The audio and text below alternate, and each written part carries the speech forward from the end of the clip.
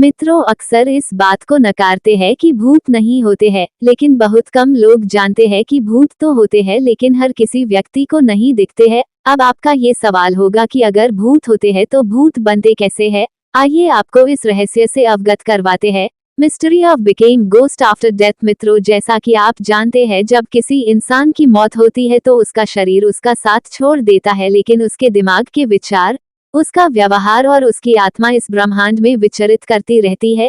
इन विचरित करती हुई आत्माएं भूत का रूप धारण कर लेती है। ये जो आत्मा का रूप होता है वो ना आकाशलोक में रहता है और ना ही पाताललोक में रहता है, ना स्वर्ग में होता है और ना ही नरक में होता है। वो इस भूलोक पर विचरण करता रहता है। अब आप सोच रहे होंगे कि अगर ऐसा होता है तो हर इंसान भूत बनता है, लेकिन ये मान्यता गलत है। हर इंसान भूत नहीं बनता है। Mystery of became ghost after death. 3 अपनी अधूरी इच्छा को पूरी किए बिना अगर किसी व्यक्ति की मौत हो जाती है तो अपनी अधूरी इच्छाओं को पूरा करने के लिए उसकी आत्मा इस भूलोक पर रह जाती है।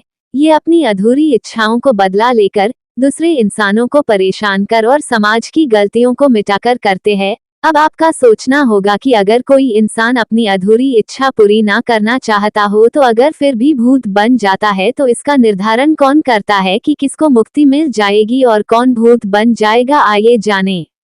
जब किसी इंसान की मौत होती है तो उसकी मौत के कई कारण हो सकते हैं और उन्हीं कारणों के आधार पर इस चीज का निर्धारण होता है, जैसे इंसान ने अपने जीवन में कैसे कर्म किए हैं, या इंसान की मौत प्राकृतिक या अप्राकृतिक कारणों से हुई हो, या इंसान का दाह संस्कार में कोई विघ्न आया हो। इन सभी कारणों के अलावा कई ऐसे कारण होते हैं जो इंसान को भूत बनने को प्रेरित करते हैं। Mystery of became ghost after death. 4 अधिकतर वो इंसान मौत के बाद भूत बनते हैं जिनकी कोई इच्छा अधूरी रह गई हो या मानसिक नकारात्मक कारणों से मौत हुई हो, जैसे आत्महत्या करना, या किसी के लिए प्रतिरोध अधूरा रह गया हो, या किसी के लिए जलन हो, या उनकी मानसिक प्रवृत्ति की इंसान को नुकसान पहुंचाना हो, या जिनके कर्म कांडों में कमी रह गई हो। वो इंसान भूत नहीं बनते हैं जो धार्मिक विधियों से ईश्वर प्राप्त करने का प्रयास करते रहे हो, या जीवन की कोई इच्छा अधूरी ना रही हो और जिनके दिमाग में मानसिक विकार कम हो। इसलिए अधिकतर संत लोग कभी भूत नहीं बनते हैं।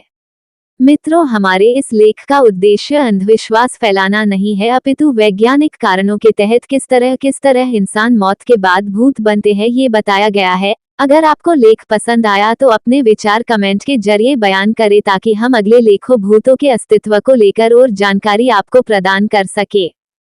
यदि ये कहानी आपको पसंद आई हो तो अपने दोस्तों और अन्य लोगों के साथ शेयर जरूर करिएगा।